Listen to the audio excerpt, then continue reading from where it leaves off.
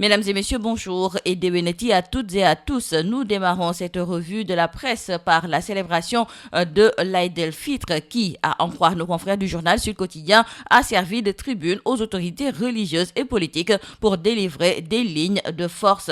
Selon Sud Quotidien, les sermons des imams de Dakar à Ziguinchor ont tourné entre appel à la cohésion au sommet de l'État, impératif de stabilité sécuritaire et plaidoyer pour une éducation fondée sur les valeurs. Les imams ont profité donc de la Korité pour lancer des messages forts sur la nécessité de préserver la paix et l'harmonie sociale. Mais dans un contexte marqué par de multiples épreuves, l'unité, l'exigence éthique et l'engagement de l'État s'imposent comme des moteurs indispensables, ajoutent nos confrères du journal Sud Quotidien. La cohésion sociale au centre des sermons, diront nos confrères du journal Point Actu qui reviennent sur la Korité qui a été célébrée à Touba, Tivaouane, Yoff et Medina Baye. Dans le journal Tribune, nos confrères reviennent également sur la fatwa des imams sur la situation du pays lors des sermons donc de Korité entre désespoir et promesses tenues, écrivent nos confrères du journal Tribune. Nos confrères du quotidien Le Soleil, eux aussi, ont noté que les dérives sociales et morales ont été au cœur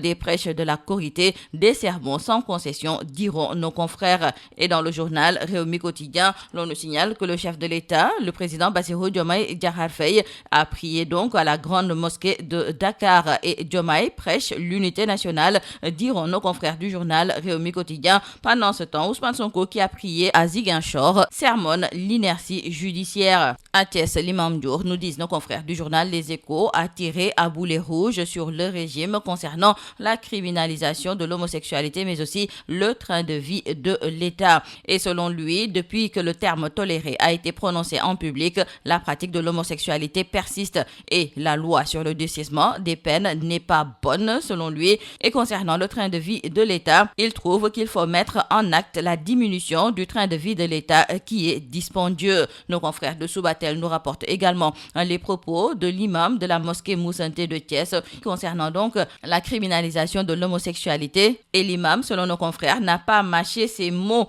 pour fustiger l'attitude de Andesam Dikoyi et a prié pour la victoire de l'ancien président de la République Macky Sall pour devenir le prochain secrétaire général des Nations Unies. Restons avec nos confrères du journal Subatel qui nous rapporte également les propos du Premier ministre Ousmane Sonko qui a prié chez lui à Ziguinchor. Ousmane Sonko entre fermeté et réconciliation, écrivent nos confrères. Et toujours par rapport à cette loi sur l'homosexualité et financement conditionné, nos confrères du journal Yor Yorbi nous signalent que le Premier ministre a refusé le diktat des bailleurs et affirme la souveraineté du Sénégal. En effet, il faut souligner que face à l'indignation de certains partenaires étrangers et aux critiques internationales consécutives au durcissement de la législation sur l'homosexualité, le Premier ministre Ousmane Sonko a opposé une fin de non-recevoir catégorique aux puissances occidentales. Et dans une déclaration empreinte d'une rare fermeté, le chef du gouvernement a martelé que le Sénégal ne cédera à aucun chantage financier, affirmant que le pays n'acceptera aucun appui budgétaire assujetti à des exigences heurtant nos valeurs socio-culturelles et nos choix d'État souverain. Et justement, à ce propos, dans le quotidien LAS, nos confrères nous font savoir qu'une ministre wallonne menace le Sénégal après le durcissement des peines contre l'homosexualité. Mais qu'à cela ne tienne, retenons avec nos confrères du journal L'Info que le Premier ministre défend la souveraineté du Sénégal face aux pressions extérieures. Revenons avec nos confrères du journal Le Sud Quotidien et c'est pour reparler du retrait du trophée de la CAN 2025, une décision donc prise par le jury d'appel de la CAF. Nos confrères nous rapportent les propos du journaliste sportif Aliou Goloko qui rassure quant à une issue favorable pour le Sénégal devant le tribunal arbitral du sport après la décision donc controversée du jury d'appel de la CAF d'attribuer sur tapis vert la victoire au Maroc. L'invité de l'émission Objection sur la radio Sud FM a insisté sur la souveraineté du rapport du match. Et selon nos confrères de Sud Quotidien, le journaliste sportif sénégalais Aliou Goloko a livré un message d'espoir face au choc provoqué par la décision controversée du jury d'appel de la CAF.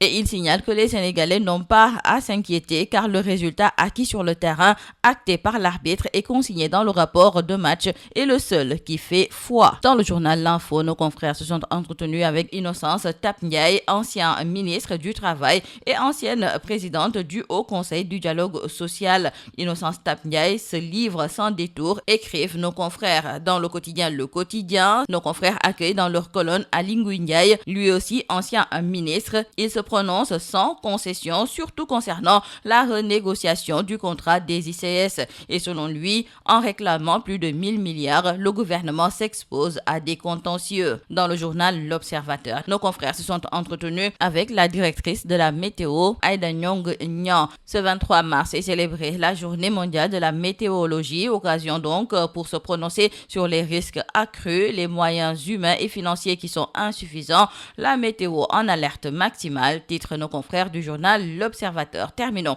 par nos confrères du journal Libération qui nous parle de cette nouvelle vague d'arrestations dans l'affaire tentaculaire pilotée par la brigade de recherche de Keur Massar. Nos confrères nous parlent d'un sale temps pour les amants de l'ombre et l'on nous fait savoir qu'après des aveux détonnants sur leur pacte sexuel, un deuxième partenaire de Djibril Dramé et un troisième partenaire de Ibrahim Magic Seck ont été écroués. 4 nouveaux mandats de dépôt et une nouvelle arrestation, tous en lien avec des amendes mises en cause enregistrées alors qu'une nouvelle vague d'arrestations est attendue cette semaine. C'est tout à vos journaux et très bonne lecture.